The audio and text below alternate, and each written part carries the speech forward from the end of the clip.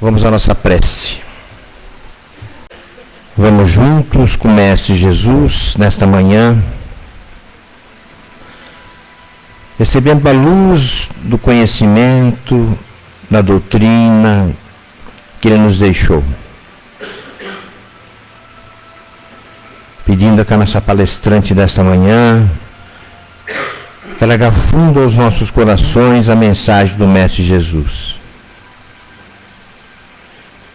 Mestre amigo, renovamos todos os domingos e todos os nossos dias o agradecimento pela Tua presença constante, pela orientação, pela ajuda,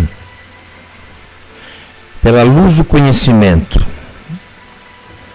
Conhecimento que nós buscamos todo dia colocar em prática como discípulos da verdade, do amor e da caridade. Jesus amigo, é com imensa satisfação que sabemos da Sua presença em nossa casa, em todos os nossos participantes, nossas crianças. É nisso que acreditamos, é nisso que colocamos em prática tudo o que aprendemos. Que o Mestre Jesus seja nosso orientador no nosso dia a dia, na nossa semana que está por vir. Fique conosco, agora e sempre, e que assim seja. Hoje nós temos a nossa querida Suzana Lebron fazendo a palestra da manhã. Bom dia a todos. É um prazer sempre... É sempre um prazer muito grande para mim voltar a falar aqui, a ficar nessa casa que sempre me acolheu com tanto carinho, tanto tempo que eu fiquei aqui, é sempre um prazer voltar para cá. Muito bem. Então, nossa lição de hoje vem do livro Pão Nosso, capítulo 23, que não é de todos. Então, é uma das epístolas de Paulo, a segunda epístola de Paulo aos Tessalonicenses. Oh, palavra difícil, né? E para que sejamos livres de homens dissolutos e maus, porque a fé não é de todos. Então, eu queria... Obrigada, Virgínia. Eu queria inicialmente ler, vou pegar minha cola aqui, ler essa lição, né? Que ela é bem interessante, bem específica. Então, não é de todos. Então, dirigindo-se aos irmãos de Tessalônica, o apóstolo dos gentios rogou-lhes concurso em favor dos trabalhos evangélicos, para que o serviço do Senhor estivesse isento dos homens maus e dissolutos, justificando o apelo com a declaração de que a fé não é de todos. Então, o que não é de todos nessa história? A fé. A fé não é de todos. Através das palavras de Paulo, percebe-se-lhe a certeza de que as criaturas perversas se aproximariam dos núcleos de trabalho cristianizantes, que a malícia delas poderia causar-lhes prejuízos e que era necessário mobilizar os recursos do espírito contra semelhante influência. O grande convertido, Paulo no caso, né, em poucas palavras, gravou a advertência de valor infinito, porque, em verdade, a cor religiosa caracterizará a vestimenta exterior de comunidades inteiras, mas a fé será patrimônio somente daqueles que trabalham sem medir sacrifícios, por instalá-la no santuário do próprio mundo íntimo. A rotulagem de cristianismo será exibida por qualquer pessoa.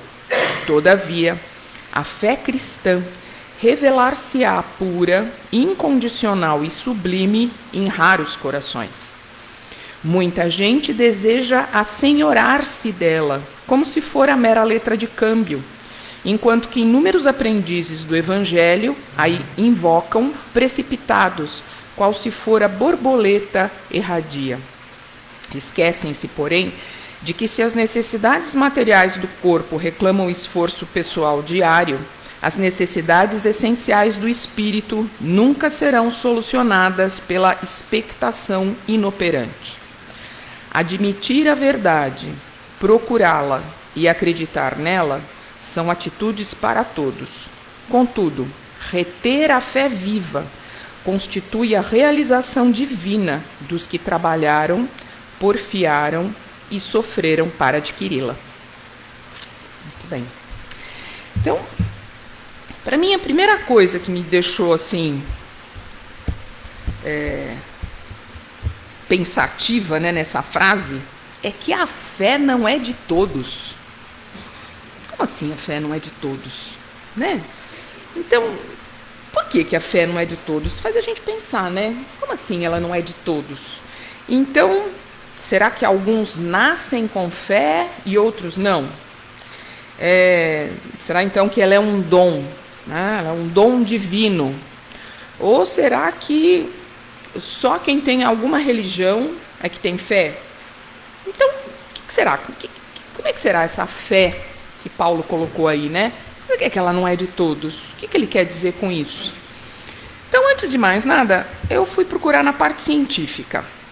Então, já há bastante tempo, né, que os cientistas, os neuropsiquiatras, os psiquiatras, a neurociência tenta qualificar ou encontrar, né, onde que está a religiosidade dentro da gente, onde que está a fé, por que algumas pessoas têm, outras não têm, por que algumas pessoas são tão religiosas e outras não. E aí eu fui encontrar um estudo novo até, que foi feito no Hospital Universitário de Brigham para mulheres, na Faculdade de Medicina de Harvard. E eles escreveram um artigo na Biological Psychiatry, né, que é uma revista específica de psiquiatria. Eu não sou da área, tá? Então eu não vou me aprofundar muito na parte psiquiátrica e nem neurológica, porque eu não sou médico, eu sou engenheira, então para mim é difícil. Mas eu vou, né, dentro do que eu entendi, eu vou passar. Então o que eles fizeram? Eles fizeram exames de imagem, né? Exame de imagens, assim, numa população muito diferente. Então, eles fizeram exames de imagem a partir de questionários sobre a fé, ou sobre questionários gerais. E eles fizeram desde pessoas que foram lutar no Vietnã, até religiosos. Eles fizeram um trabalho bem interessante. Muito bem. E aí, o que eles queriam mapear? Eles mapearam com exames de imagem do cérebro, né, em que situações que áreas específicas do cérebro se acendiam nos exames de imagem, né, apareciam mais claras no exame de imagem, a partir dessas questões que eram feitas, para eles conseguirem mapear onde é que estava a fé, né, e onde é que estava a espiritualidade. E aí eles disseram o seguinte, que existe um circuito cerebral específico diretamente ligado à fé. Um circuito. E nessa região do cérebro onde eles encontraram a fé, digamos assim, né, é uma região do cérebro também que ela está ligada a algumas outras funções, que é o condicionamento do medo, a modulação da dor, e olha só, o comportamento altruísta e o amor incondicional. Olha que interessante. Então, eles conseguiram encontrar que, e eles dizem até uma coisa lá, que eles falam assim, que a fé está enraizada na dinâmica neurobiológica fundamental. Tá? Que ela estaria entrelaçada no nosso tecido neuronal. Puxa, que interessante, né? Então, se ela está entrelaçada no nosso tecido neuronal, todo mundo tem, né? A não ser que alguém nasça sem essa parte funcional do cérebro, alguma coisa do gênero, né? Então, a pessoa que não tem fé, então, efetivamente teria que ter um problema nessa parte do cérebro. E aí, eu fui buscar também o nosso lado, né? O que é o espiritismo? Não da parte cerebral em si, né? Mas a questão 621 do Livro dos Espíritos pergunta-se o seguinte: onde é que está escrita a lei de Deus? E a resposta é: na consciência do homem. E aí eu achei o máximo, né? Que o Miguel me deu o livrinho escrito Conquista da Consciência. Eu já li, né? Já até achei um negócio aqui para colocar na palestra, né? Porque é bem exatamente isso, né? Nada é por acaso, a gente sabe disso, né? Puxa, caiu bem na minha mão isso aqui agora, né? E então ele diz o seguinte: na consciência. Então é legal a gente já fazer uma primeira ligação aí, né? Então, vamos lá. Na consciência, será que Kardec quis dizer que estava no cérebro? Onde é que está a consciência do homem? Está no cérebro? Está na massa encefálica? Está, né, na parte física? Não, está no perispírito, né? Porque o que traz a nossa formação, digamos assim, né? Como é que se forma o nosso cérebro? Por que algumas pessoas vêm com uma certa formação física e neurológica e outras vêm com outra? Quem que imprime as características cerebrais, físicas, quando a gente reencarna? É o perispírito. É o perispírito que traz essa consciência, é o perispírito que traz essa lembrança, né? Então é interessante a gente perceber o seguinte: se alguém nessa vida veio com pouca fé ou perdeu a fé, isso vem do cérebro? Não, isso vem do perispírito, né? E como é que se formou esse perispírito? Ao longo de muitas vivências, né? Então, o perispírito, ele tem guardado em nós a nossa história, né? Ele tem guardado em nós as nossas conquistas, as nossas derrotas, as nossas tristezas. Ele tem guardado tudo isso, né? Por que a gente vem para uma outra vida e a gente traz tudo isso? A gente pode perder as lembranças. Vou bater nesse microfone aqui 300 vezes. Ele pode... a gente vai perder as lembranças, mas o perispírito não vai perder essas lembranças, né? Ele vai saber quem nós somos. E ele vai poder imprimir no nosso corpo físico o que a gente precisa para essa vida, tá? É ele que traz isso. Os indianos têm uma coisa parecida com isso que eles chamam de Budi, né? O hindu. E o hindu diz o seguinte, que quando a gente vem para o mundo, eles também são reencarnacionistas, né? A gente tem a parte espiritual e a parte física. E quem junta a parte espiritual com a parte física é o Budi. E o Budi vai ficar conosco até a nossa iluminação final, né? Então é ele que vai imprimir. Então olha que interessante. Então está na consciência do homem. Então a fé também está nesse mesmo lugar, né? Que os cientistas encontraram um ponto ali, mas que Kardec já dizia que está na consciência. Outros dois cientistas que também falaram sobre isso de uma forma parecida, já há uns 20 anos mais ou menos, não sei se vocês lembram, mas houve uma época aí que todo mundo falava muito de coeficiente emocional, né? Falava, a gente não pode pensar só no QI, que é o coeficiente intelectual. Para a gente caracterizar uma pessoa como um todo, ela tem que ter também o coeficiente emocional. Muito bem, e o Zohan e o Marshall escreveram um livro que se chama Inteligência Espiritual. E eles dizem o seguinte, que o ser humano só é completo quando ele tem alto QI, né, que seria coeficiente intelectual, o emocional e o espiritual. Tá? Então eles trazem isso, dizendo que essa inteligência espiritual é algo que todos nós temos. E eles, no livro deles, trazem o que eles chamam de ponto de Deus. Cuidado, não é a partícula de Deus, né? Isso aí também foi outra coisa que foi falado muito na mídia, há uns anos atrás, que é o bóson de Higgs. Não, o bóson de Higgs é lá da física quântica, né? Uma subpartícula atômica, e o pessoal chamou ele de partícula de Deus, porque consegue explicar um monte de coisa da formação do universo e tal. Não, não é isso. Eles falam de um ponto de Deus, muito parecido com o que esse pessoal de Harvard aqui conseguiu mapear. No livro dele eles não mapeiam, tá? Eles não fazem uma experiência neuronal. Mas eles trazem isso, eles falam que existe sim um ponto de Deus, né? Mas eles colocam uma coisa que eu achei muito interessante.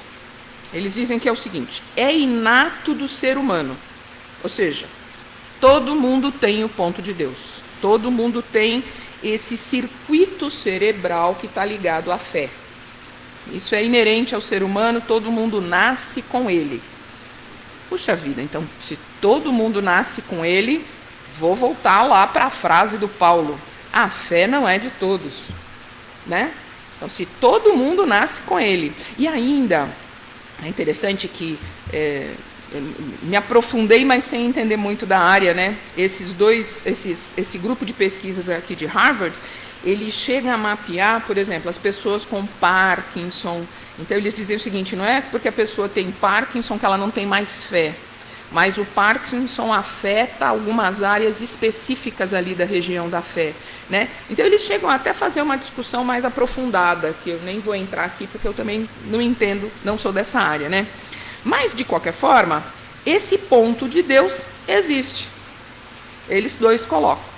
Só que o Marshall e o Zohar, eles dizem o seguinte: ele é inato ao ser humano, todo mundo tem, mas ele precisa ser desenvolvido. Olha que interessante. Então não adianta só a gente ter o ponto da fé dentro da gente, não adianta ele estar misturado ali no nosso sistema neurológico, a gente tem que desenvolvê-lo. Olha que interessante, né? E aí, pensando nisso, me veio alguma coisa da área da educação, né? Eu sou da área da educação, eu sou professora dentro da área de engenharia. E como eu dou aula há muitos anos, né? Eu sou professora há 35 anos. Então eu peguei uma época da educação que o que a gente ensinava para os nossos alunos? Conhecimento. Física, matemática, química, né? Conhecimento. Muito bem. De uns anos para cá, já não é tão recente isso, eu diria de uns 10 anos para cá, alguma coisa assim, tem se falado muito de ensinar os alunos a partir de conhecimento, claro, mas habilidades e atitudes, né? Que o pessoal chama de chá, conhecimento, habilidade e atitude, né? E dizem o seguinte, que se a gente não desenvolve a habilidade no aluno, aquilo nunca vai ficar gravado nele. Então, eu dou uma maravilhosa aula de matemática, tá? Só que ele não adquire a habilidade de como usar aquela matemática, para que ele vai usar aquela matemática, qual o sentido daquela matemática. Então, ele vai fazer a prova, porque ele é um bom aluno, vai tirar 10. Aí, no dia seguinte da prova, você pergunta para ele: quanto é 2 mais 2 mesmo? Ai, professor, eu sabia isso ontem, hoje eu já não sei mais, porque a prova já foi. Eu ouvi isso várias vezes, né? Uma das dificuldades que a gente tinha dentro da área da educação e dentro da engenharia, no meu caso, você chegava com um aluno lá na 4ª série e falava assim: então, agora a gente vai partir daquilo que vocês viram lá em mecânica dos fluidos no 2º ano. Professora, mas não lembro mais nem o que é mecânica dos fluidos, não sei mais. E a gente falava: meu Deus do céu, como é que uma pessoa tirou 10 numa prova e no ano seguinte não sabe mais nada? Perdeu-se tudo, né? Porque ele não adquiriu a habilidade, né? Então, o que é interessante é o seguinte: esse ponto, ou essa fé, ou essa religiosidade em nós, essa fé em nós, ela pode ser desenvolvida. E aí, uma vez que ela for desenvolvida, onde que ela vai estar? No perispírito, né? Então a gente fala assim: ah, bom, então nessa vida eu sou um virtuoso no violino. Na próxima vida eu posso não saber tocar violino, mas ela está em você. Tanto que é interessante, não sei se vocês sabem, mas os médiuns, quando recebem uma comunicação, né, quando vem um espírito próximo de nós, se a gente tem na nossa memória espiritual alguma coisa que aquele espírito viveu, ela é reacendida, né?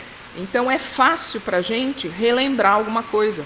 É como acontece com aquelas crianças que vêm pequenininhas e de repente elas começam a tocar piano.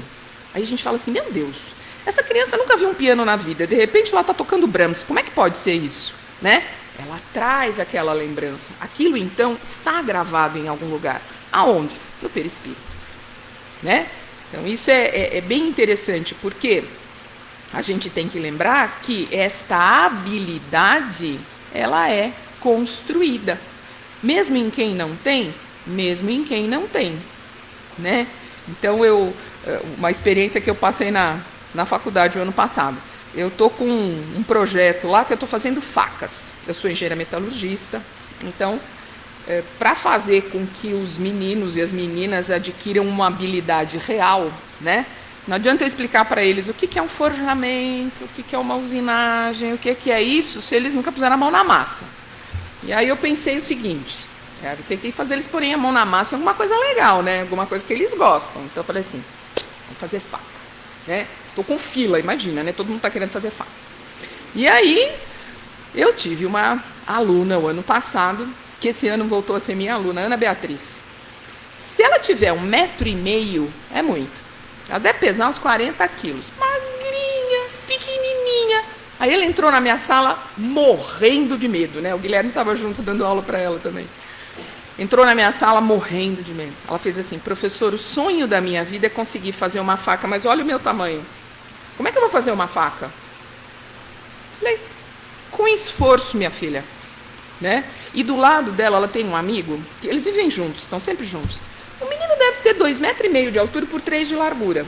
Né? Ele pegou o martelo para forjar, o martelo sumiu na mão dele, não tinha nem mais martelo. Ela pegou o primeiro martelo de 1 quilo, ela fez assim, professora, tem um mais levinho? Eu falei, eu vou meter esforço aqui para fazer essa menina fazer uma faca. Como é que vai ser, né? Vai ser difícil. Só que o que foi interessante nisso tudo? Ela não desistiu, tá? Não desistiu. Quando os primeiros forjamentos, eu pegava um pouquinho, e eu falava assim, eu não vou pegar ninguém grande para fazer, porque senão ela vai perceber que ela nunca vai conseguir. Vou eu ajudá-la, que também sou uma mulher pequena, sem força. E mais, tenho 3 vezes a idade dela, né? Então, vai dar certo? Falei, vai dar certo. Ela demorou mais? Demorou. Ela se cansou mais? Se cansou. De vez em quando ela sentava e falava assim, professora, eu vou só respirar um pouquinho. Respira, minha filha, respira, que isso não é para fraco, né? Tá? Quando ela teve que fazer a faca, a gente faz ela esmirilhada. Não sei se todo mundo já viu um esmeril, mas um esmeril é uma máquina com certo tamanho. Mas que ela conseguia segurar o esmeril? Não conseguia. Aí o que eu fiz? Fui pegar o meu esmeril em casa, que é menorzinho, que é pro meu tamanho, deixei na mão dela. O que foi legal de tudo isso? Até hoje, isso foi o ano passado, até hoje ela fala para mim assim, ai professora, se abrir um espaço lá no seu curso de novo, porque agora como eu tenho fila, né, eu não consigo ainda fazer com que os alunos que fizeram refaçam, não dá. Mas ela fala assim, se abrir um espaço, professora, a senhora deixa eu fazer outra faca? Deixa você fazer quantas facas você quiser. Porque agora ela sabe que ela tem essa habilidade. Ela sabe que ela consegue. Mas ela viu que apesar de todo o esforço dela, e que ia ser difícil, e que os outros com 2 pancadas faziam uma faca, né? Porque os meninos grandes com 2 pancadas ele já tira do forno. Deu 2 marteladas, acabou. Ela não, coitadinha, ela tinha que, né, se esforçar 3 vezes mais. Ela batia na faca, a faca nem fazia tum, assim, não fazia nada, porque ela era muito pequenininha. E vamos lá, e fizemos a faca. Então, o que ela tem gravado dentro dela? Ela pode. Essa sensação de poder é uma sensação muito boa, né? E a sensação do esforço. Ela entendeu o seguinte, é difícil? É. Para ela é mais difícil? É. Até pelo porte físico dela. Mas nada é impossível. E ela conseguiu, né? Então, é isso que eu achei interessante isso. Que se a gente pensa nisso, então também nós podemos desenvolver a fé. É só uma questão de ter a vontade, saber que a gente pode, né? De vez em quando a gente vai achar que nunca vai conseguir? Sim. De vez em quando a gente vai perder a fé? Sim. né? Então isso também é uma coisa interessante. Às vezes acontecem coisas na nossa vida e que a gente fala assim, não acredito mais em Deus. Será que a gente não acredita mais? Será que a gente perdeu toda a fé? Não, ela está lá dentro. Ela está dentro de nós, ela está no nosso tecido neuronal, ela está na nossa consciência, mas às vezes é um problema tão grande, né? É uma coisa tão grande, que por um momento a gente perde, mas é uma habilidade. Ou seja, que nem andar de bicicleta, né? Quem já andou de bicicleta sem rodinha, sabe que de novo a gente consegue andar de bicicleta, né? Então, é só uma questão de voltar. E nessa área da neuropsiquiatria, tem um neuropsiquiatra, que eu acho muito interessante o trabalho dele, que é o Viktor Frankl. Não sei se vocês já ouviram falar dele. O Viktor Frankl ele ficou muito famoso quando ele escreveu um livro que se chama O Sentido, ou A Busca do Sentido da Vida, né? O Viktor Frankl ele é um neuropsiquiatra do início do século XX, e ele conheceu Freud, né? Tanto que tem uma história engraçada do Viktor Frankl, que ele era mais jovem do que Freud, né? E ele escrevia milhares de cartas para Freud com todas as dúvidas que ele tinha na vida, né? E aí diz que ele encontra Freud numa conferência e ele fala assim, Dr. Freud, eu sou o Viktor Frankl. E aí diz que o Freud fala para ele, não sei o que lá, Strasse número 6. Ele fala o endereço do Viktor Frankl, de tanto que ele recebeu carta dele. Ele sabe o endereço de cor, né? E então ele é um neuropsiquiatra que ele acabou indo para o lado da psicologia, né? Assim como Freud, ele foi para o lado da psicologia. E aí os psicólogos, os psiquiatras dizem o seguinte, que para Freud o sentido do ser humano, né, o homem busca o prazer. Adler dizia que o homem busca o poder. E Viktor Frankl diz que o homem busca o sentido da vida. E aí ele criou uma escola de psicologia que se chama logoterapia. Logo é o sentido, né, o sentir a vida, que é a logoterapia. Então, ele fala muito da fé, ele fala muito da religiosidade. Eu até encontrei numa revista de psicologia da USP, depois, se vocês quiserem, quem tiver interesse, eu passo, uma pesquisadora que fez o pós-doc dela em cima dessa questão da fé e da religiosidade pela visão de Viktor Frankl, da logoterapia, né? Então, é um artigo bem profundo, né? Ele é bem interessante para entender o que Viktor Frankl entendia. E o mais interessante disso tudo é que Viktor Frankl ele viveu em Viena na época da Segunda Guerra. E ele foi pego e ficou em campo de concentração durante 4 anos, de 1942 a 1945. E chegou a ficar em Auschwitz, ficou em alguns campos de concentração, né?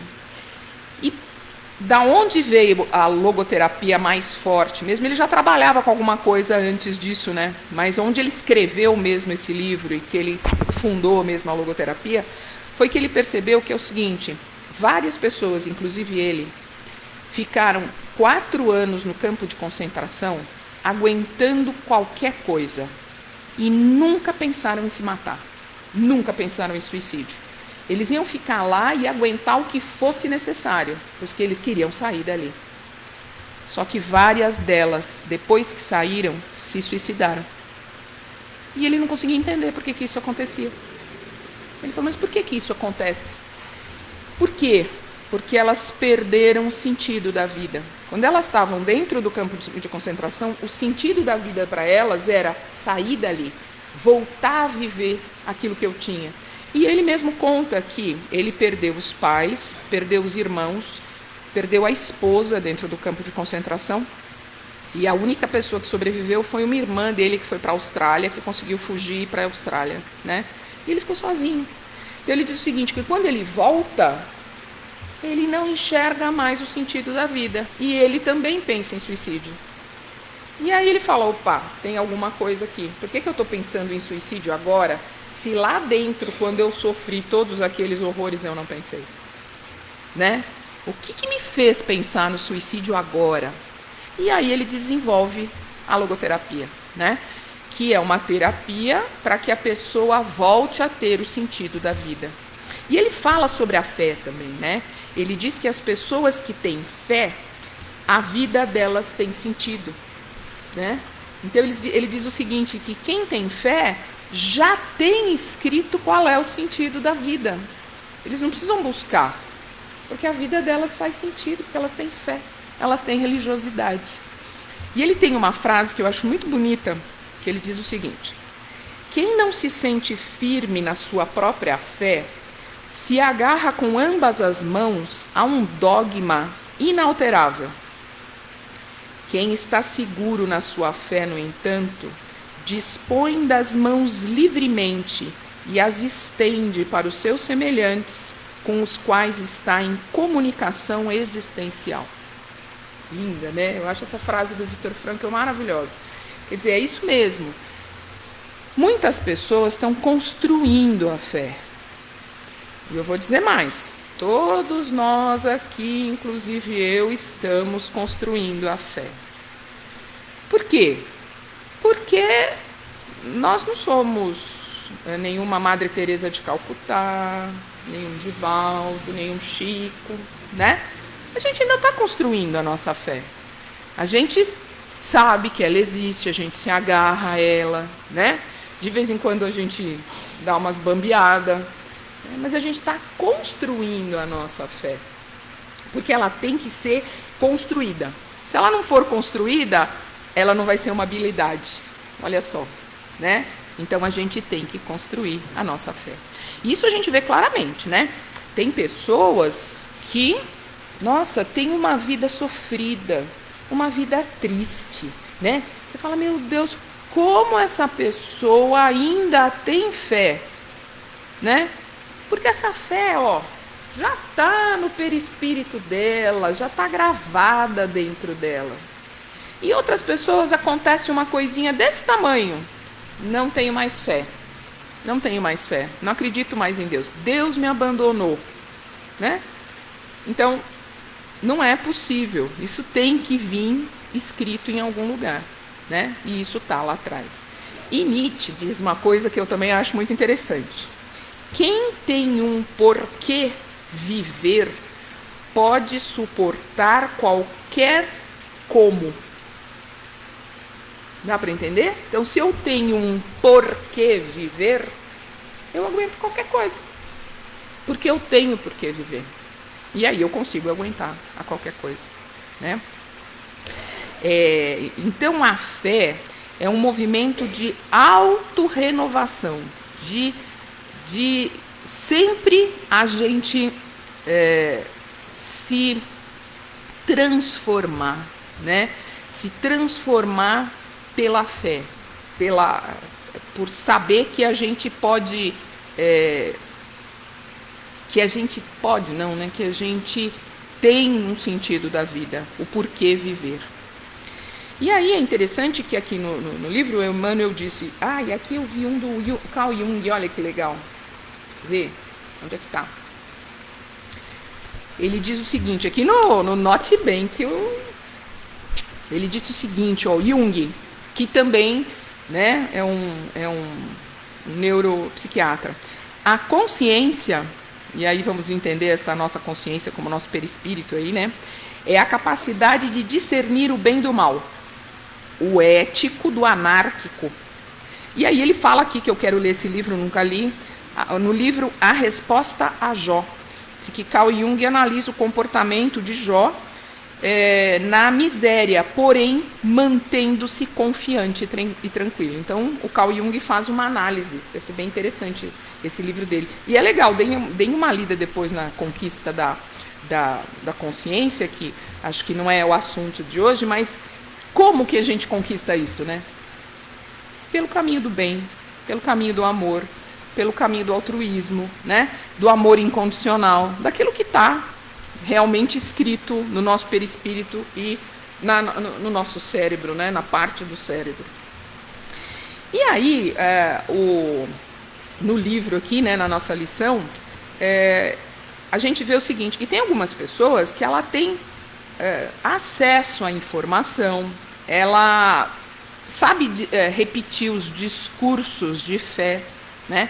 Então, vamos lá. Não é porque eu sou um padre, um pastor, um bispo, um papa, ou seja o que for, que a fé está instalada dentro de mim, né? Às vezes uma pessoa ignorante, que não tem estudo, não tem nada, mas ela tem muito mais fé do que uma outra, né? Que tem tanto estudo.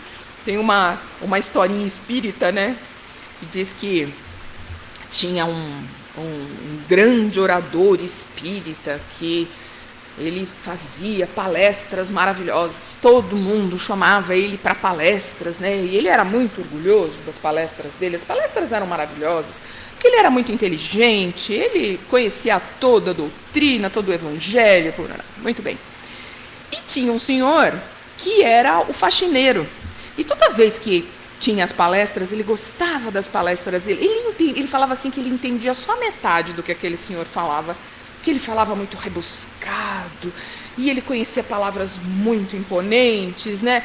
Então ele falava, nossa, eu entendo só metade, mas me faz tão bem. Então ele parava de fazer o que ele estava fazendo e ficava lá no fundo, ouvindo a palestra, assim, achando aquilo a coisa mais deliciosa do mundo. Ele dizia que metade ele entendia, metade ele não entendia, mas fazia um bem para ele maravilhoso, né? Muito bem. Aí os dois morreram, desencarnaram. E foram os dois na porta do paraíso falar com São Pedro. Muito bem. Aí chegaram lá. São Pedro recebe primeiro o senhor, que era o zelador. Nossa, mas São Pedro falou, filho, nós estávamos esperando você aqui. Que alegria ter um espírito como você aqui. Seja bem-vindo. Nossa, esticou o tapete vermelho para o zelador. Mas, nossa, né? Ah, o orador falou assim, meu Deus, se ele está fazendo isso com ele, eu vou sentar no trono de Deus, né? O quê? Só o trono de Deus. Alguma coisa menor do que isso? Não, né? Quando chegou, virou São Pedro e falou assim, ah, você aqui, né? O orador já falou, opa, acho que ele não leu o nome direito, né? Aí veio assim, ô São Pedro, deve ter um homônimo aqui, lê de novo o nome aqui, eu sou aquele orador espírita. Não, eu sei bem quem você é. Você é aquele que fala muito e não faz nada do que fala. Você leu tudo, né? Você sabe tudo, mas você não fez nada, né? Não, não é assim. Mas olha o que eu pus no coração dos outros. Ele falou, por causa disso, eu vou deixar você entrar no céu.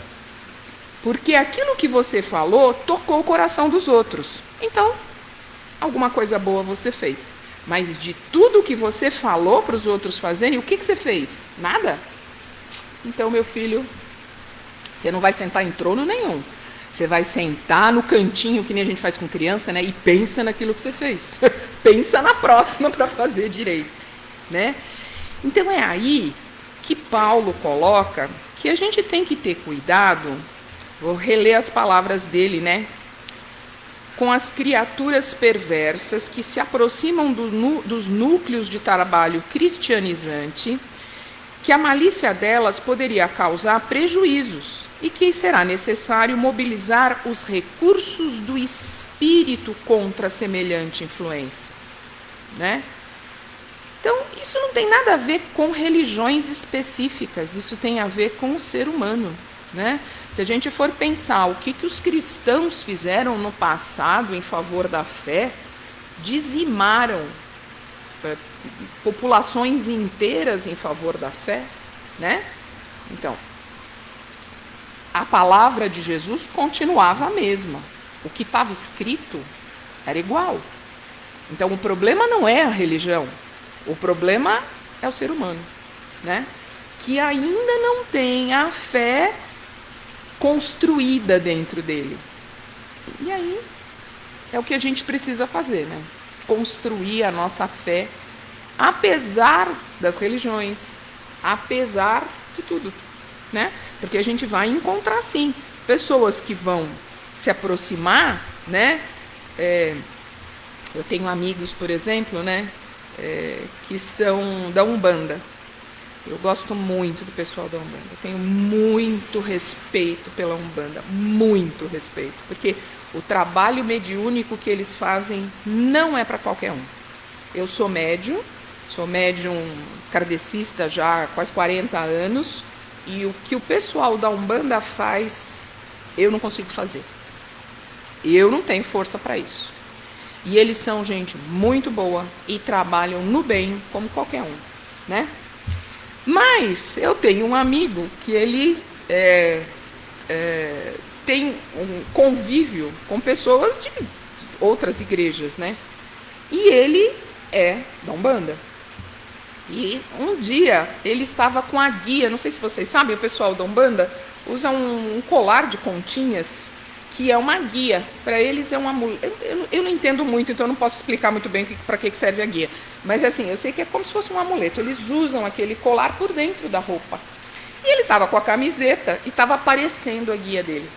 Ele falou assim: você acredita que 3 pessoas do meu convívio, que são meus amigos, que se diziam meus amigos, não me cumprimentaram e pararam de falar comigo porque eu estava com a guia? Eu falei: nossa, sério? No século XXI? Isso ainda existe? Né? Existe. Né? Então, quer dizer, ele era o amigo deles, que sempre foi o cara legal, e porque ele está usando uma guia da Umbanda, eu não gosto mais dele? Né? Então, essas pessoas vão dizer que conhecem muito o Evangelho, vão dizer que são cristãos fervorosos, mas eles deixam o amigo de lado, porque ele não é da mesma religião, né? Quantos pais que a gente vê por aí, eu mesmo tenho um colega homossexual, que o pai dele jogou ele para fora de casa, simplesmente, quando ele contou que era homossexual. Ah, mas isso é só intransigência. Sim, mas aí a filha dele não quis se casar na igreja dele, quis se casar só no civil, ele também mandou a moça para fora de casa. Bom, então eu sou intransigente com tudo? Cadê a minha permissão, né? Eu só aceito aquilo que é igual a mim, aquilo que não é. Então eu acho que são esses falsos profetas e esses falsos cristãos que a gente tem que cuidar, né? Eu acho que são as pessoas que se aproximam de nós, dizendo que a nossa fé não é válida, que aquilo que a gente acredita não é válido, que o que é válido é só a fé do outro. Né? Gandhi já dizia: existem tantas religiões quanto homens no mundo. Cada um tem a sua fé, e ela é importante, e ela é o que dá sentido à nossa vida. Né? E sem ela, como diria Viktor Frankl, a gente não tem sentido para a vida. Então, a gente não pode ouvir o que esses falsos cristãos ou esses falsos profetas têm para nos dizer. A gente tem que sempre ouvir o que a nossa consciência nos traz, né? Sem deixar com que esses falsos profetas consigam dizer: puxa, mas será então que eu... E muitas vezes, vamos lá, a gente fala falsos profetas, pessoas assim, sabe? Muitas vezes a pessoa não faz isso por mal. Tá? Eu tenho o exemplo da minha mãe. Minha mãe é católica, apostólica, romana, italiana, não é? Eu era amiga do Guilherme há 1000 anos. E o Guilherme é um doce de criatura, eu gosto tanto do Guilherme, o Guilherme é tão bonzinho, o Guilherme é tão bonzinho. Quando eu falei: mamãe, eu tô namorando com ele, não, porque ele é espírita. Pera lá, mãe, calma, não entendi muito bem a sua teoria aqui. Não entendi. E ela ficou brigando até o final da vida com essa história do espiritismo. Porque eu me tornei espírita, porque eu não batizei os nossos filhos, né? E pobrezinha, no final da vida dela, no sábado, ela morreu no domingo, no sábado, eu estava aqui na evangelização infantil, ela liga para o Guilherme: Guilherme, você me leva lá tomar passe? E o Guilherme: levo, dona Mina, levo a senhora tomar passe. E ela tomou passe no sábado e morreu no domingo, né?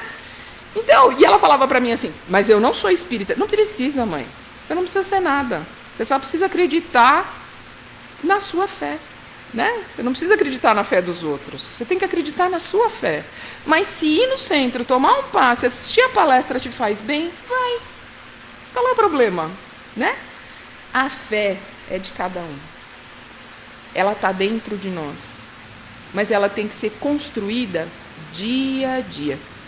com esforço e com a certeza que ela só vai aumentar. E que mesmo que de vez em quando a gente tenha umas quedas e fale, não quero falar mais com Deus, a gente sabe que no dia seguinte a gente vai falar com Ele, né?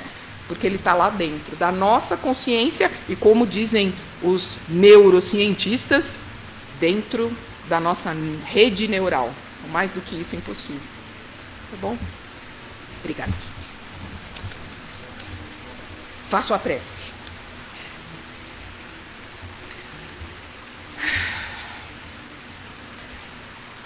Então, nesse momento de serenidade, de equilíbrio, quando nos sentimos preenchidos, Mestre, pelas Tuas palavras, pela Tua paz, pela Tua serenidade, sabendo que Te temos, Mestre, dentro de nós, dentro do nosso coração, da nossa consciência, gravado, Mestre, no mais profundo do nosso ser. Nós Te agradecemos por estarmos aqui hoje, ouvindo a Tua palavra, refletindo nas nossas ações e chegando, Mestre amado, um pouco mais perto de Ti. Abençoa a nossa semana, Mestre. Abençoa essa casa bendita e iluminada, que nos acolhe, nos afaga, nos ampara e nos traz, Mestre, mais perto de Ti. Se conosco, Jesus, mais uma vez. Que assim seja.